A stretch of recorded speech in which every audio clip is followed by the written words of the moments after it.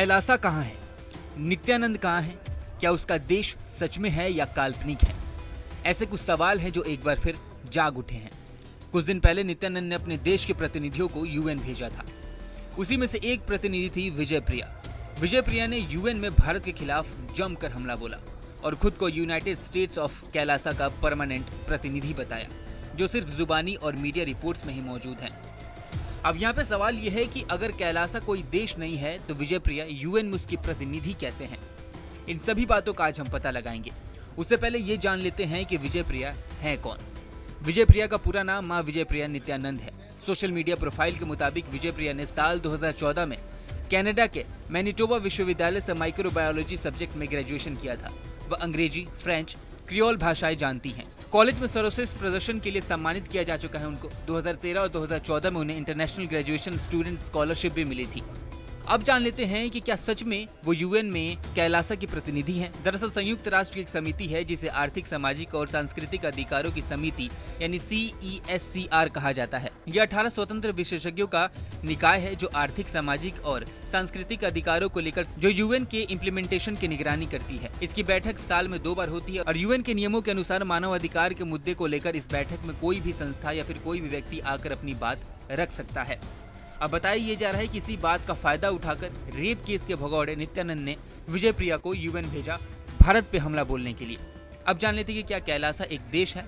अगर देश नहीं है तो क्या है, और अगर है तो कैसे है?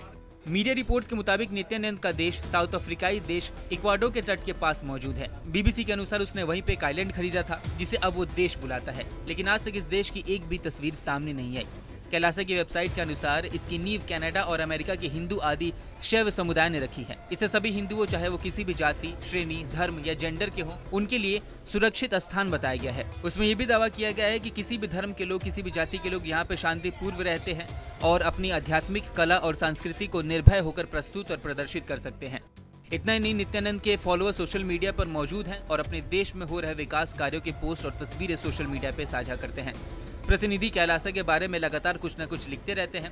सिर्फ इतना ही नहीं, वो अपने देश के बारे में दुनिया भर के डिप्लोमेट से चर्चा करते हुए फोटो और वीडियो भी सोशल मीडिया पे शेयर करते हैं। लेकिन अब इन सब का कोई फायदा नहीं रह चुका है। आपको बता दें कि यूएन ने अभी तक कैलासा को पहचान नहीं दी है, यानी देश नहीं माना है।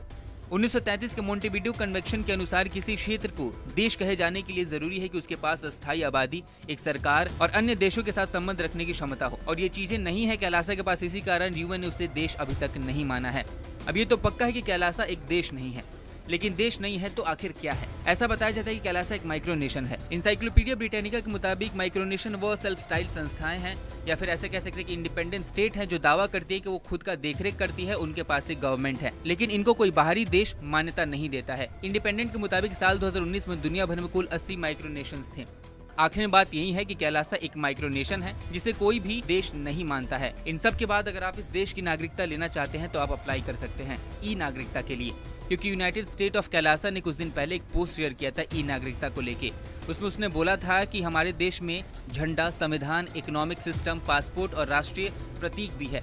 कैलासा की वेबसाइट के मुताबिक इसके पास हर दूसरे देश की तरह ट्रेजरी, कॉमर्स, संप्रभु, आवास, मानव सेवा जैसे विभिन्न विभाग हैं। कैलासा का दावा है कि अंतर्राष्ट्रीय हिंदू प्रवासियों के लिए घर प्रोवाइड करता है कैलासा। अब यहाँ पे सबसे जरूरी सवाल यह है कि आखिर नित्यानंद हैं कहाँ पे?